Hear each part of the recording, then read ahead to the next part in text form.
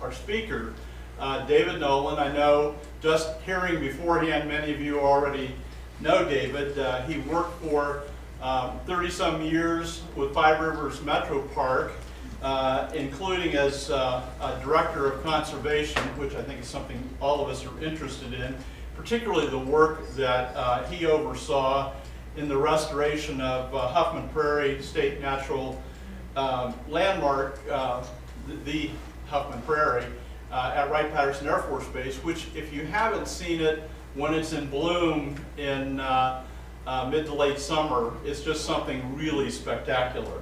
And also, he's been very involved with the Beaver Creek wetlands. David's the author of a great book. If you haven't seen it, I see he's got a couple of copies along with him. Discovery and Renewal on Huffman Prairie. It was published by Kent State a few years ago. And this book is one of the heaviest books of this size I've ever seen, because it's printed on really nice paper to show off the really nice photographs and maps throughout it. So it's a really cool book, and I highly recommend it. David's going to talk today about some of his more recent research that follows on what we have today about the natural prairies in our area, and we'll talk about some of the history behind that and how those prairies came to be, we think, and I think there'll be some interesting facts and all of that for everybody. So with that, welcome Dave Nolan.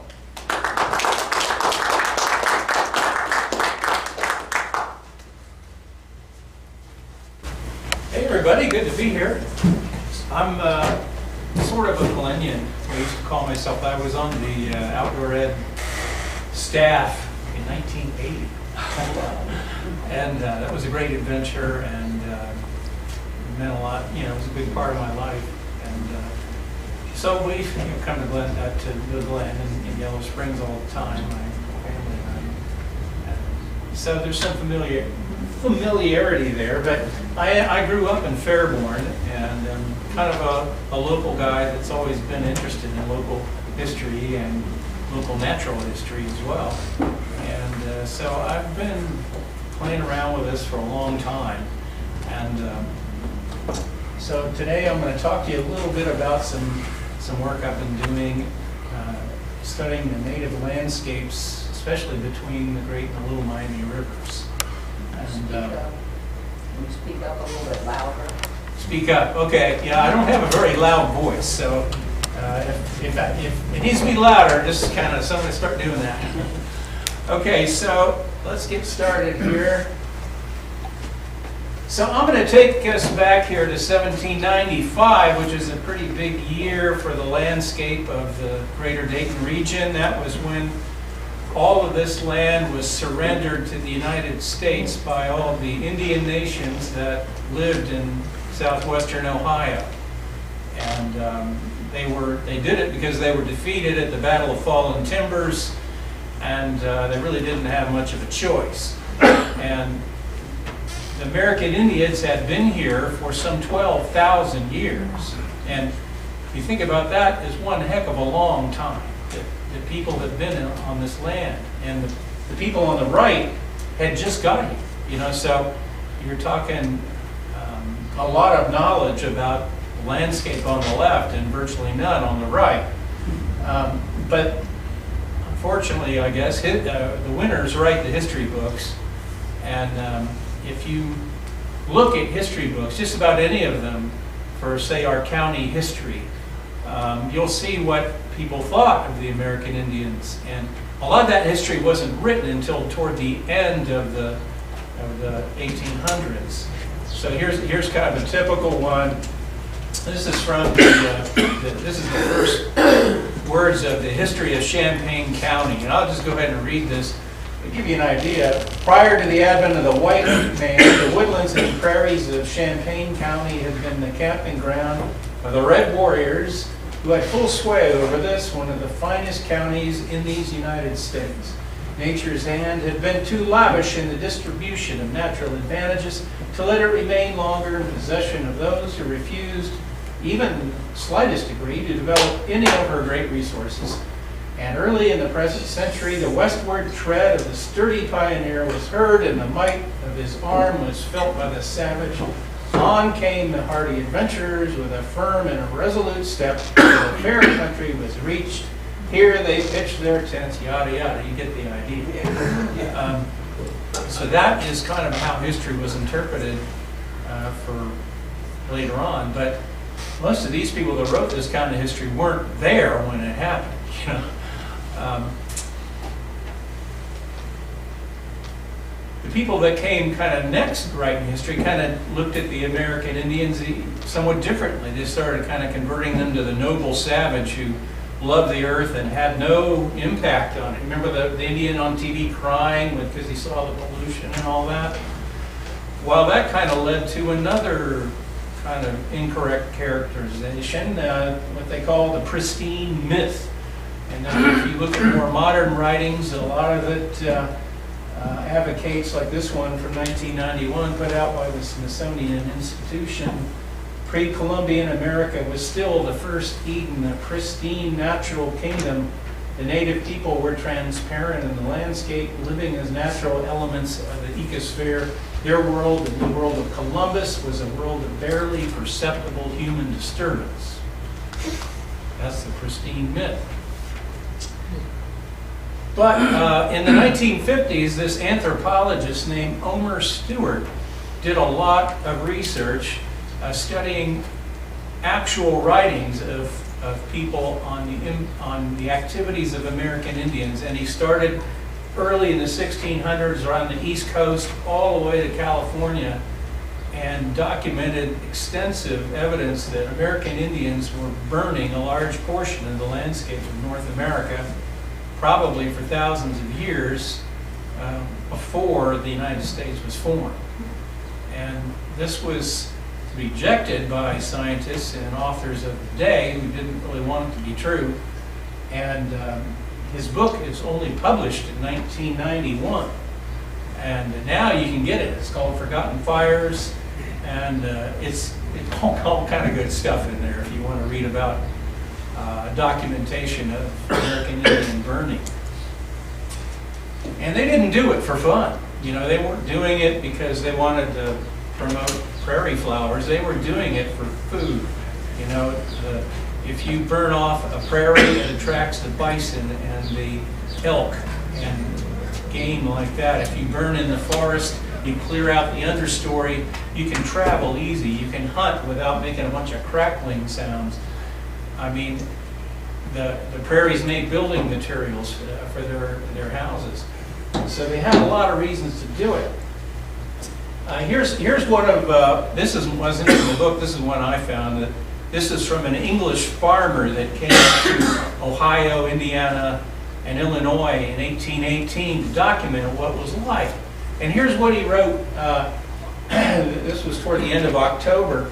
The season called Indian Summer, which here commences in October, is caused by millions of acres for thousands of miles around, being in a wide-spreading, flaming, blazing, smoking fire, rising up through wood and prairie, hill and dale to the tops of low shrubs and trees, which are kindled by the coarse, thick, long prairie grass and dying leaves at every point of the compass, and far beyond the foot of civilization, darkening the air, heavens and earth, filling the sky with tangible smoke, ashes, and vapor, which affects the eyes of man and beast. So, you know, he also talked about how he tried to ride to Indiana to see a friend of his, and there were just whirlwinds of fire. He had to stop frequently. And so Indian Summer was when the Indians would set things on fire, because the climate is dry and fuel is abundant from leaves and dried prairie grass. And there really isn't much natural ignition because you don't really get thunderstorms in the fall. And lightning is the only other thing that could start a fire.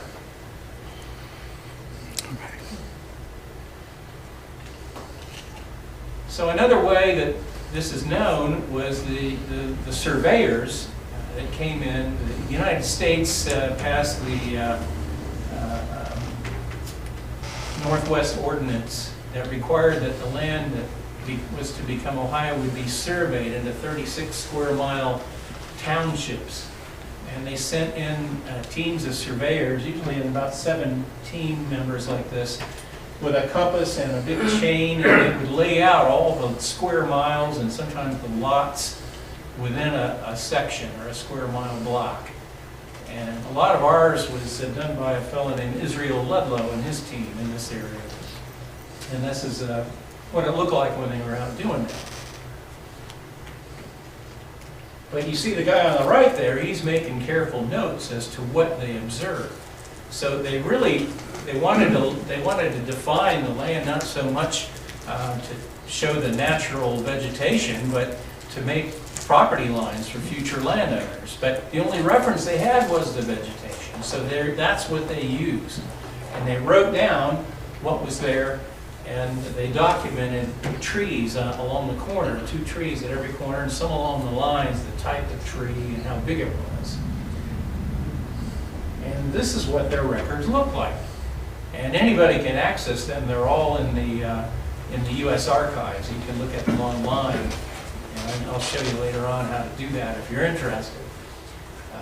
It takes a little practice to learn how to read that.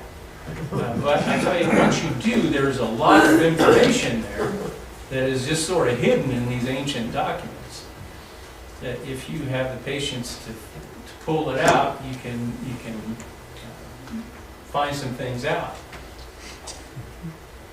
They also made maps. And this is the map they made that actually shows Yellow Springs. That blobby thing there is where Yellow Springs is now. And that is denoting a prairie in 1800 or 1802. You see this is Ludlow's map. So there were efforts to use this information and make maps of the pre-settlement vegetation of Ohio, but all they had back, in the 50s and 60s was pens and rulers and they did their best. But nowadays they have this geographical information system technology, and you can do all kinds of stuff with it if you digitally add this into a database, which is what I've been doing, and I can show you the results of that here. So, it's kind of dark, but if you do that for this area, this is mostly the land between the Little Miami River and the Mad River. That includes Bath and Miami Township and western Montgomery County, or eastern Montgomery County. And you can see anything that's red or orange or yellow is a fire-managed community and a fire-dependent community. The only way it can exist is if fire is present to maintain it. So prairies, barrens, woodlands, savannas, and even oak hickory forests could only persist over time if there were fires to maintain it. So you can see a lot of the landscape around here was managed by fire.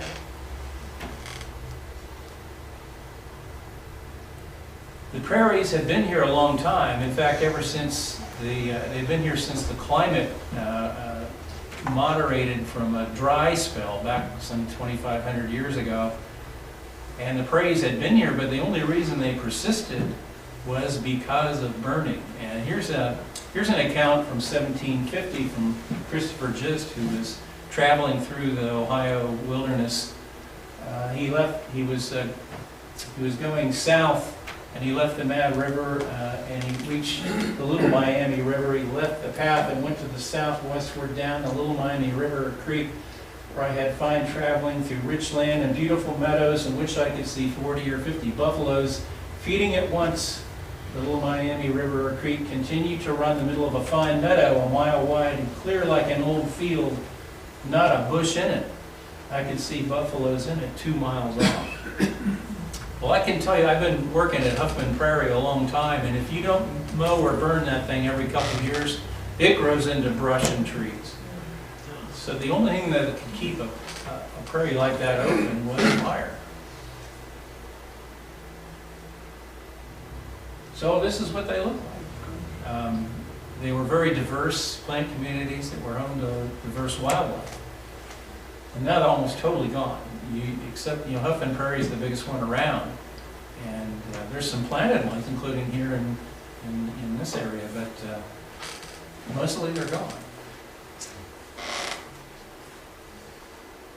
A lot of the land was oak, forests of oak and hickory. And oaks and hickories have to get started in the sun. So these were forests that were kind of first generation forests. They weren't ancient forests. They could have quite large trees in them because oak trees live a long time. And there was a lot of oak trees. But if you add fire to an oak hickory forest, which happened to quite a bit of it, these weren't the fires like you see out west, the crown fires that roar and kill all the trees. These were more like this. These were ground fires, surface fires that killed all the young trees and the medium-sized trees. And only the big ones could survive the fire. And oaks were particularly good at surviving fire. And so the more you burn, the more it clears out the understory and actually helps oak trees. Because they have to have the open to grow in and they can resist fire. So if you burn it a little more, a little higher intensity flame, you get a savanna. I'm sorry, I don't want to go too fast, but this is a description of an oak woodland I found from a historical collection from Clark County. That north of the site of Springfield for 14 miles on land which is now thick with woods, there could not, from 1801 to 1809, have been found a sufficiency of poles to have made hoops for a meat cart. The forest consisted of large trees with no undergrowth, and the ground was finely sodded. So that's an oak woodland. And there was quite a bit of that around here. But if you burn a little more, you get a savanna, which is where more than half of the sky above is completely open, and it's almost all kind of like a prairie underneath. So there were plenty of these, and these trees tended to be big with big giant lateral branches like that. If you kept burning more, you get a barren, and there were some 110 square miles of barrens between the Little Miami and the Great Miami River. There was lots of this. It's sort of like a prairie, but a man-made one. And the surveyors generally thought it was because they were poor, but really it was because of fire. And a lot of the barrens were brushy, and most of Yellow Springs was a brushy barren in 1800. And it looked something like this, but if you let them go, they grow into, back then, abundant shrubs back then were American hazelnut and wild plum. So these were important food sources for American Indians. Now it's hard to find a hazelnut or a plum. Does anybody know where there's a wild one? You know? Well, yeah. Well, there are very many. There are some around, but they used to be everywhere. They were like the honeysuckle of 1800. They're good to eat too.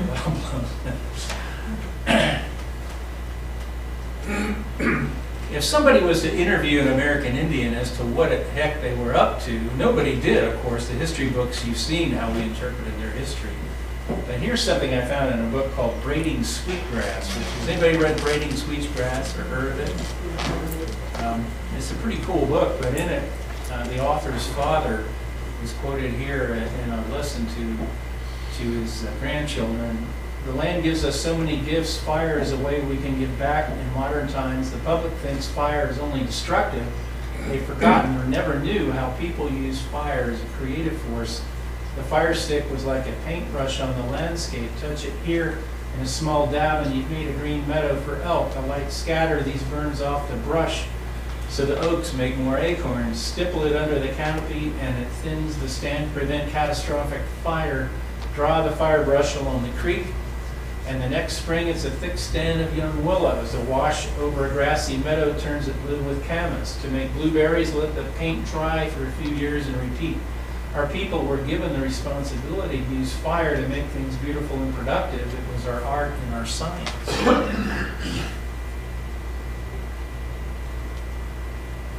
But if you stop the fires, it didn't stay that way. Here's a note also from Champaign County on what happened to the barrens as soon as the land was settled.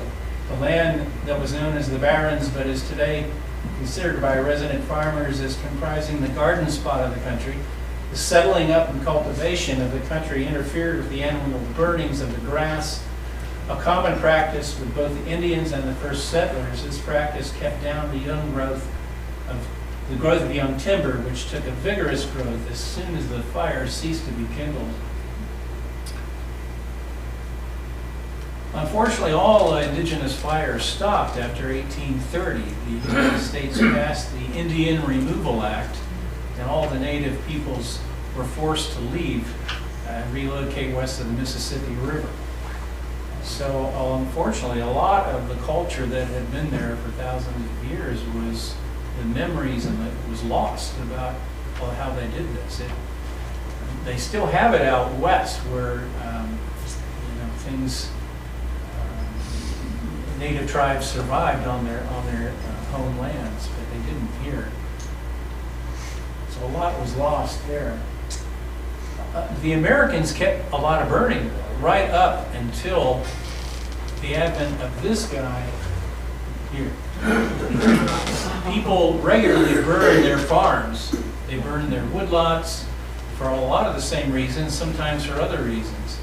But this stopped. In 1944, Smokey the Bear came along, and Bambi and all that. You remember with the fire chasing the mama and all that?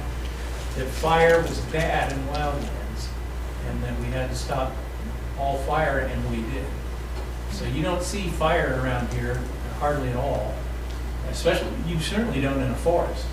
You see some agencies burning in a little prairie or something, but not in the forest. But this has had a big impact on all the forests of this region. Here's an article that this is almost 20 years old now. It's called "Where Has All the White Oak Gone?" And this was in Bioscience, and documents the decline of the white oak tree, which used to be a lot of the log cabins around here are all made out of white oak.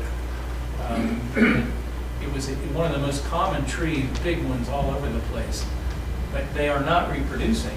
Hardly, if you go into Glen Helen or anywhere around here, I challenge you to find a young white oak tree. And it's not that the big trees don't make acorns, they do. It's just the acorns don't have a chance to grow.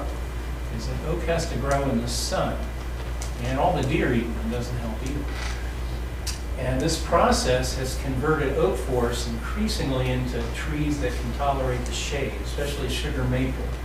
So if you go right over here into Glen Helen, you'll find giant white oak trees still in existence, but just sugar maple and some cherry underneath, some trees like that. What happens is, the oak has to get established early on in the process of succession, and then other trees can come in, like white ash can grow in a tree fall gap, and sugar maple and beech can grow right in the dense shade.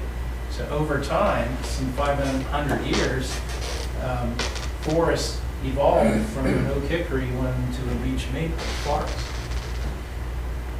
So this is what's happening all over the United States now, and people are really worried about oaks and hickories that can't reproduce in the shade.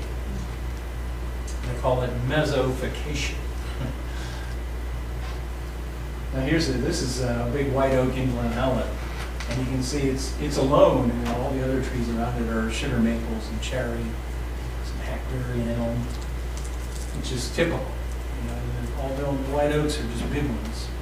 Like, remember, Helen's white oak is gone now.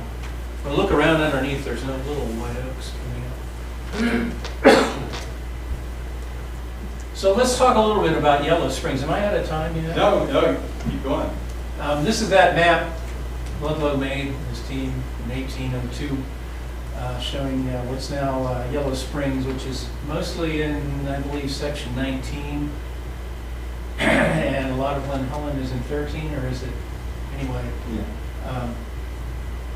If you take those section lines, and they're actually on USGS topo maps, the same section lines, and you take those notes that are on those in the archives I've shown, and you put them on there in GIS, that's what it looks like.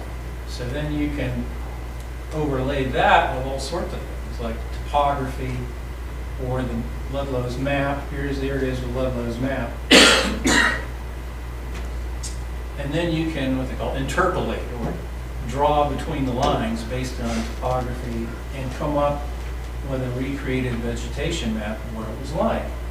So this shows the town of Yellow Springs, and a lot of it, that red area, was, Ludlow called all this a barren, and then this was a prairie. So it was grassy, but growing into brush for lack of fire. Definitely a fire-managed community dominated Yellow Would you Springs. go over there with your finger and show where the Little Miami runs? Well, it isn't, Little It's Miami's south up. of This is, that. this right here is Yellow Springs Creek. Okay. And this is the village of Yellow Springs. And we must be right here. We'd be in the barren right here. Okay. So if you back that out, this is what it looks like.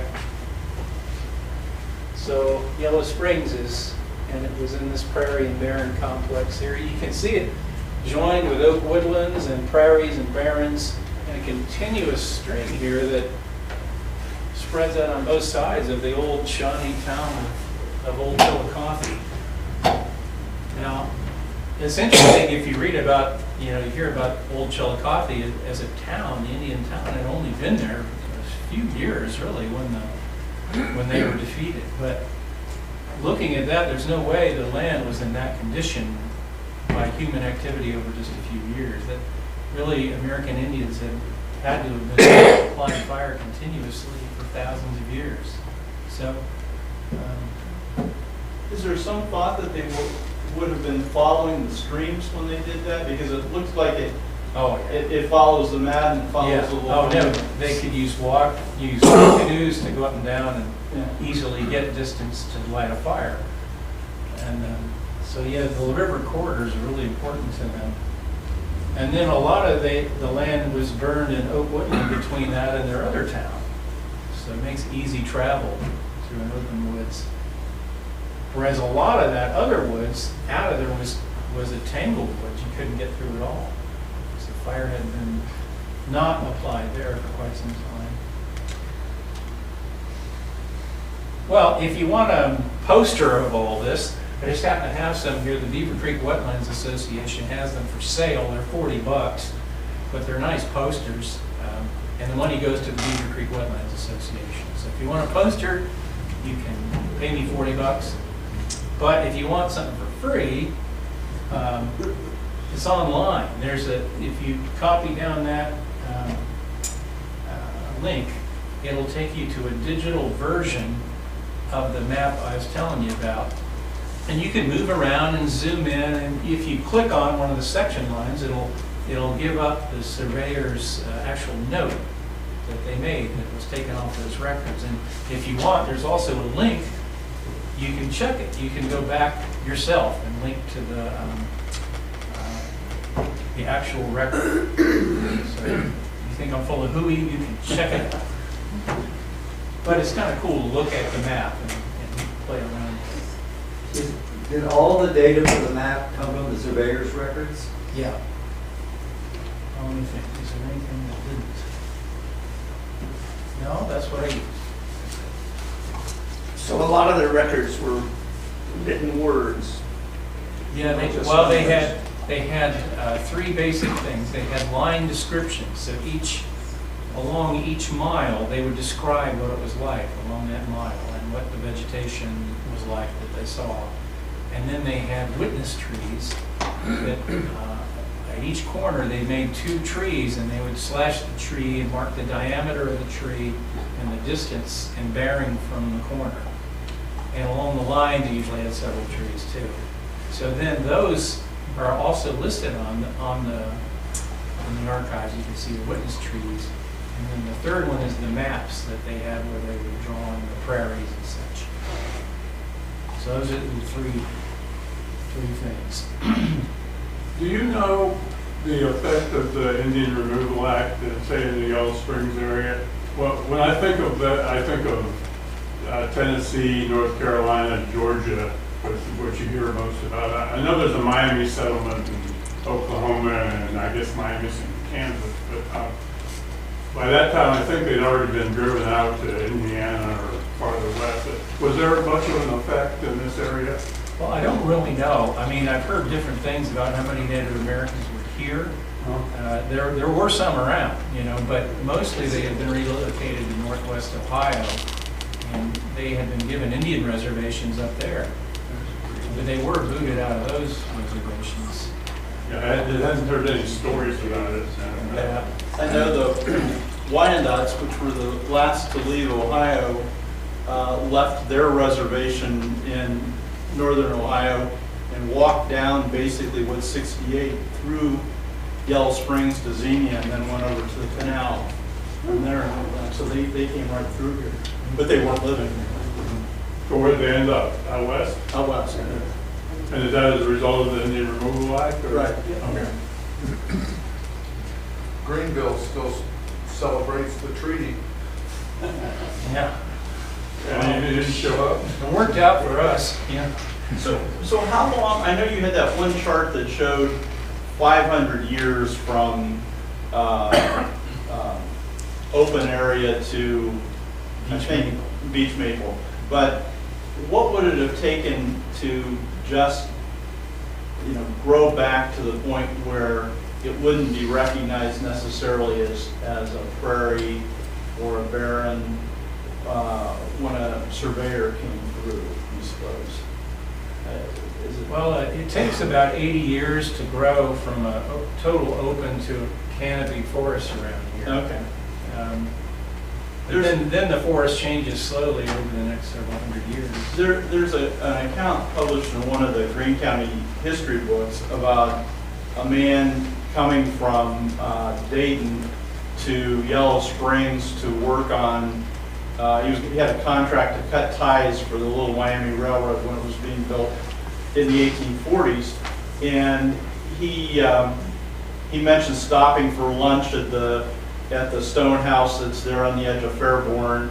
And then he talks about getting to about a mile from Yellow Springs and it being wooded into the town, or at least grown up enough that he can't find it. He makes this point about he asked this guy where he was because he couldn't find the town, and they said, well, this is it, you know. So it was also a point about not being much of a town, but it's at least it sounds from that account in the 1840s like things were grown up. Well, let me go back a little bit. So a lot of it was forest, you know, the Yellow Springs area, and so all that green stuff, you know, that was forest. Okay. And the oak hickory forests are the lighter color. So it was forested, just different. In fact, the green forests, those are ones that are starting to get shade tolerant trees in it. So it's kind of moving a little further down the line. Well, where the white oaks harvested for like cooperage, in Clifton there was a cooperage and a distillery and some things, a paper mill with that. Did that impact the white oak population here? Well, certainly, they've cut the big ones. The problem, is the reproduction. They're not the little ones aren't having a chance to grow, and so that's what's going on. Is even the lumber people are worried about it. But yeah, it was an important forest tree that was heavily used. Is that Fred? Yeah. Hi, Fred. We're told that the Native Americans that were here during the historical period had been relocated from the East Coast. The Shawnee, the Miami, the Wyandots. And then there is archaeological record back significantly earlier, but I understand that there is a gap. And yet you use the term that the landscape must have been burned for thousands of years. Have you looked at archaeological correlations? A little bit, yeah. Well, the American Indians, according to most history books, were driven out of this part of Ohio, or the Fort Ancient culture, by the Iroquois. And about the same time, there was also a lot of disease going through in the 1600s that lessened their numbers. And then, according to a lot of historic accounts, the Shawnees came back to southeastern Ohio, around the Portsmouth area, and then they slowly were driven westward. And they didn't make Old Chillicothe apparently until the 1770s, around 1770. But there really isn't much information there. People are trying to weave a big thread out of just a couple little points. And I would suggest that vegetation shows they were here the whole time. Okay. And presumably the Iroquois. No, no, I don't know. All different groups. Yeah, I really couldn't say. Coming But through, all right, moving around. I mean, we don't know much. I mean, we still debate who the Hopewell were, who the Fort Ancient culture. I mean, kind of think of these tribes that probably really are recent entities, but they've been here a long time doing things. So maybe more than one tribe knew how to burn. They all were doing it, so they were a lot alike one another in many ways. I'm sure they were each also individual nations with their own traditions and culture, but they were very similar as well. I'm getting out of my field of expertise. I don't have to debate American Indian history, yeah. So as whites were settling, buying land, I had this image somehow from when I was taught in school, a few things I read, that they had virgin forest that they were clearing so they could have cropland. And you're saying, oh, there was a lot of cleared land. Well, that picture is mostly green, not brown. Right. So as whites were coming in and setting up their farms in 1820s, 30s, 40s, burning off land, I would assume more than cutting trees. When you made reference earlier to Indian summer in like 18, when was that written? That was that was 1818, a little further west. I'm just speculating or asking. Would that burning have been settlers clearing farms or Native Americans maintaining prairies and savannas? Well, the author didn't say for sure who lit the fire, but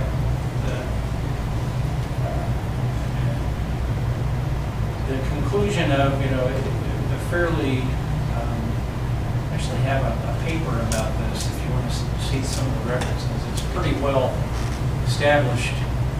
Native Americans were the ones doing it. And, the plant communities give it away, as well as the documentation of written history from books like the Forgotten Fires. They've really, in these plant communities, or the scientists have figured out they only exist with fire. So they give it away. It's kind of A couple, 3 observations.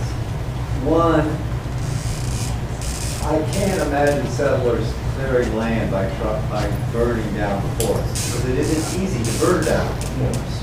It's to get a fire of the intensity you need to burn the mature big trees is not easy to do. Just that one. Second story I always heard was that when Horace Mann first came to Antioch College, what he saw was a sea of stumps. And he said, why couldn't they have left 1 or 2 for shade? I mean, certainly people were cutting down trees in Yellow Springs. The third one is looking at buildings that are obviously by their age built with virgin timber, and they build out of white oak a lot. And barns routinely have beams that are 40 feet long and don't have any knots in them, right? And the earlier barns were hewn, they weren't sawn, so they were cut from relatively small trees that they could square up with an axe. And those trees, when I've looked at them, but I've had the opportunity to look at the growth rings, grew extremely slowly. The growth rings are very small. So I can imagine that you had an open area and seedlings growing in the sunlight, but all competing with each other quite a bit to make that stand a very tall branch-free trees. It's not like the spreading oak tree that we see out in the field today. There must have been thickets of white oak trees to grow in those, to produce that kind of lumber. It's amazing how common they were on the landscape. They were everywhere on these surveyor's records on the corners. Yeah, you were talking about the log cabins being made out of oaks. Obviously, they weren't making them out of these kind of oaks. They were making them out of these kind of oaks, which we don't see at all. Most of them weren't Right big now. on the witness tree records. I mean, yeah, every now and then they'd come on some monster, but mostly they were, smallish trees. Another pressure on the force has been the lime industry that is here burning limestone like lime. That's not really good fuel for burning lime. People were cutting down trees for fuel and lumber, railroad ties, et cetera, for all kinds of reasons, fences, but you cut the ones that are easiest to cut, because you're doing it with an axe. The history of our farm said that before the Civil War, they cut down 300 cords of wood a winter to heat the house. That would account for a lot of clear cutting. It was toasty in there. Or inefficient. What's the gray area on that particular map? That's oak hickory forest. Okay. So those didn't have any walnut or ash or maple or anything like that. They were just oak and hickory. Okay, so that's the one we always hear about, but it wasn't as widespread as you might think. Yeah, it's around. It's hard to even find an oak hickory forest now. Usually, it's like the Glen. You see the big oak, small. There are little patches. I've worked with the land trust, and occasionally you come across a wood lot that is still the dominant oak hickory, has that mix. But only those that have been preserved as a wood lot. And they're almost all older than Smokey the Bear. Makes sense. How often does Huffman Prairie need to burn that prairie to keep maintaining? They schedule a fire every year and burn half of it. They don't do it every because the weather or something else comes up. But if you don't keep it up, it grows into brush quick. 10 years it can just be big. So you would say every 2 or 3 years? Yeah, and in fact, there's a really good article I have that's referenced in that paper I was telling you about from Michigan, where they've done a really good job of spelling out the fire interval, fire frequency required to maintain these different plant communities. So prairie is 1 to 2. A barren can be up to 15.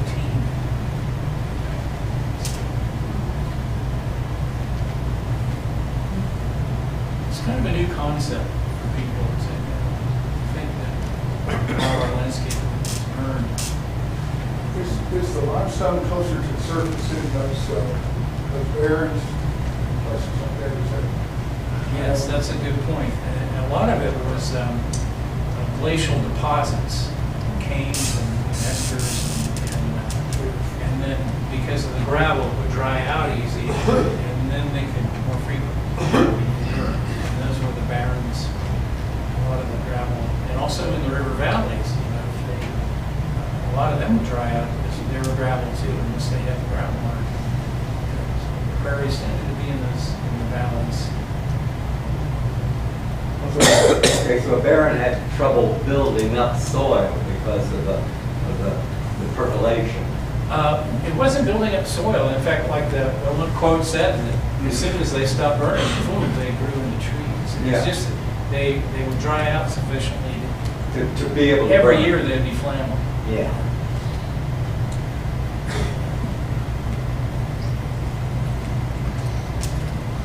Still, you have to wonder about even, you know, the people who lived here and were starting fires intentionally weren't obviously burning everything.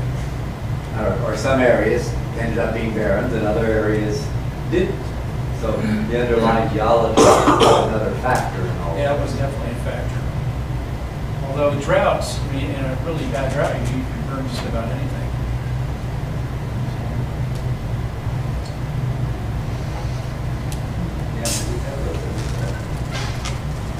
Well, thank you very much. Okay, you're welcome.